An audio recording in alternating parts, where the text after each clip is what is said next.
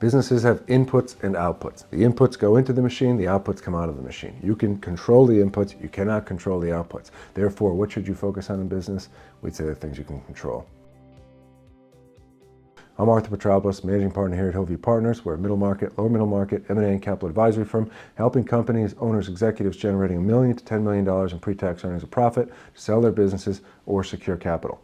And so we oftentimes get into conversations with people saying, I'd really like these things to happen within my business. We've been doing these things. I want these results. We've been trying these things. And sometimes it can turn into a bit of a word salad in trying to decipher, well, what are the inputs and what are the outputs? What are the things we have control over? What are the things we do not have control over? And really, when you're thinking of a business and the continuous attempts to grow, to make it more profitable, to make it more streamlined, you really have to focus on the inputs. Now, you can measure the outputs, and that's really going to tell you the ultimate yield or result of the inputs. However, it's the inputs that you can change. And so why do inputs matter, and why should inputs be the focus of you running and growing your business? Today, we want to highlight three main components relative to inputs, and one takeaway that we had to keep in mind as you keep iterating or rolling the snowball of the business. And so the first is inputs are repeatable. If you got up every day and said, if the sun is this shade of orange, I'm going to work hard, or if you said, if the clouds are out past 2 o'clock in the afternoon, I'm not going to work hard, well, you're going to be really at the whim of things you cannot control. So if you wake up in the morning and you say, I'm going to make 100 phone calls, we're going to send 100 emails, I'm going to make 5 pieces of content discussing the things we talk about in business, I'm going to have a webinar, whatever it might be, that is a repeatable input. So if every day you say, I'm going to get up and turn over this many rocks, I'm going to kiss this many frogs, I'm going to do this much hard work, chew this much glass, well, that's something that's repeatable and therefore controllable. And so you can get up and you can say, well, my day is complete when I accomplish X. And because that's definable and repeatable, you'll be more inclined to want to do it, and we find it's much more of a measurable thing in business. We'll save that for the next prong. And pivoting to that, inputs are measurable. You say the input is the thing that goes into the machine, and that is the thing with the call, the emails, the conversations, the meetings. But measuring them is saying, well, how many of these do we do?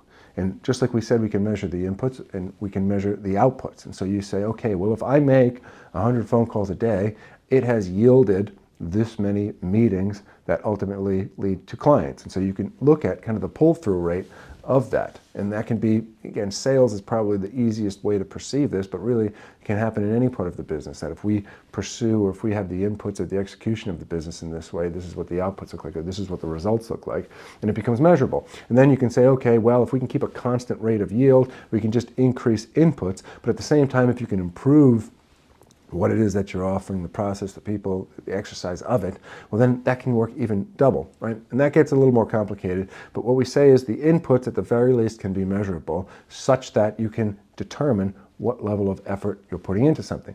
Because remember, a lot of times people say, I tried my best, and that's great, or I got really close. And what do they say? Close enough matters for horseshoes, hand grenades, and bocce balls, right? But in reality, the inputs need to be adequate to get the outputs. And the inputs, even if it is your best, may not be what is adequate or what is required to get the result. And therefore, the inputs must keep increasing. And therefore, if it's measurable, you can measure if it is increasing in the right direction. So the third prong here is that inputs are manageable. And what we mean by manageable is they can be toggled. If you said, well, today we made 50 phone calls and sent out 50 emails and had 10 conversations, you say, you know what, I think the phone calls are working better than the emails. I think the emails are working better than the phone calls. I think this way of doing the business, of executing, is doing better than other. Right? Everything we can measure, we can improve, and we can manage, and we can toggle and tweak, and we can iterate and say, okay, well, tomorrow the ingredients of the bread are going to be slightly tweaked. We're going to do this much of this much of that. We're going to approach it in this manner and that manner. And kind of tying back in this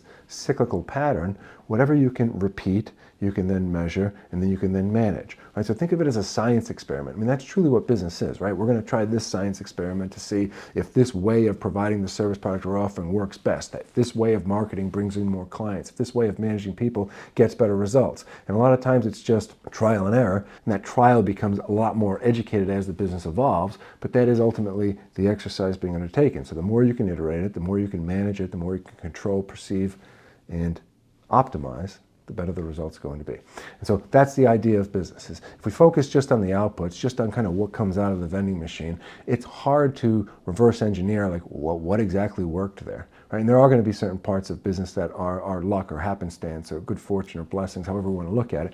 But if we watch the inputs, control them, measure them, manage them over a long enough period of time, you are going to get the formula to what works. Now, one last takeaway, and this is not meant to be discouraging, is to say that, outside of a good marriage or how much you love your kids, nothing in this world lasts forever. And so if you have the formula right, if you have the calculus that is creating the right results, you should never say, well, this is done forever. I think they said in like the 1890s, they said that biology was a closed field, that they had discovered everything there was to discover. And every time you see an article that says, well, now we know everything there is to know about quantum physics or zebras or donuts or whatever it is, it could be anything. Nothing is ever complete, nothing is ever permanent, nothing is ever forever. And so you always have to keep testing and saying, okay, well, what could work better? What could optimize even more? And really measure and keep that gauge on it, right? The person who's watching something very closely, I think that was an Andrew Carnegie quote of put all your eggs in one basket, but watch that basket very closely. The moment you take your eyes off things and you say, this will work, this seems to be working,